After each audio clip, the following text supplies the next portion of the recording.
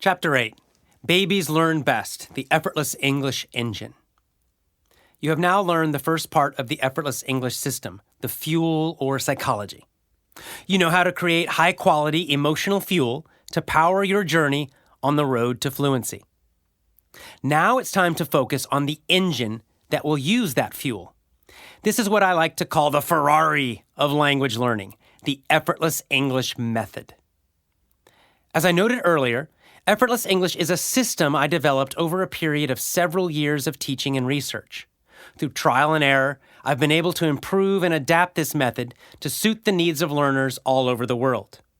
As long as you bring the proper psychology and emotional fuel to the method, I guarantee you'll arrive quickly at English fluency.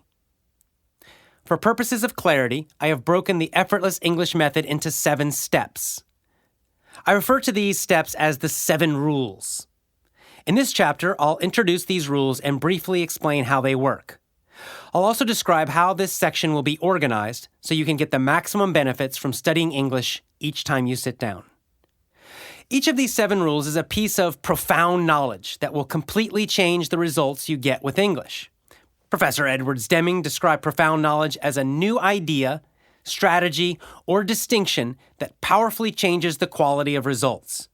Profound knowledge is often a simple change that creates a big improvement. Each of the 7 rules is simple, but when used, each will produce large improvements in your English speaking. Used together with strong psychology, the 7 rules speed your travel along the road to fluency. I should warn you that this method is completely different from the hidden curriculum you have used in the past. Remember, Effortless English doesn't depend on traditional methods. Instead, it is designed to follow the natural order of language learning seen with small children. Babies know best. In fact, babies and small children are the best English learners in the world. They easily learn to speak as a native speaker, with excellent grammar, vocabulary, fluency, and pronunciation. Instead of studying textbooks, perhaps we should look at babies and how they learn English. When a baby first starts to learn English, or any language, it mostly just listens. In fact, for many months, the baby or child will only listen without any real speaking. This period of listening is called the silent period by linguists. During the silent period, the baby is learning to understand the language. Of course, when a baby is silently learning, the parents do not get worried. They don't teach the baby grammar. They don't get angry if the baby doesn't speak. What do parents do? They simply talk to the baby using very simple English. They use actions when they talk. For example, they point to mom and say, "Mama, mama," over and over again every day. Eventually, the baby realizes that mama is the word for his or her mother. Eventually, the baby will begin to speak. Perhaps one day, they will finally say mama. What happens? Do the parents correct the baby's pronunciation? Do they try to teach the baby grammar? Of course not. Rather, everyone goes crazy with happiness because the baby said one correct word, usually with bad pronunciation. Everyone is smiling and laughing. Speaking English is a very happy time for the baby. During the next few years, the baby will continue focusing on listening. Its speech will gradually become better. The baby will use more words. Its grammar will improve, even though it never studies grammar rules. The baby's pronunciation will improve. And yet, for many years, its listening will still be better than its speaking. The baby will understand more than it can say. This is the natural way of learning English.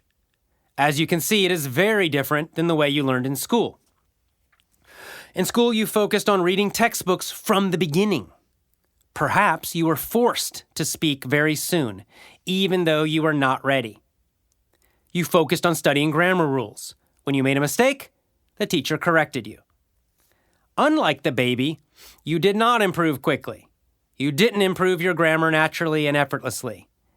Your pronunciation never seemed to get much better, and your speaking always seemed too slow.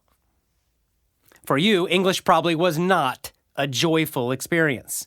English was not a playful and natural experience that you loved. Clearly, there's something wrong with the traditional way of teaching English in school. Clearly, we need a better method, a method that closely follows the natural way that humans are designed to learn a language.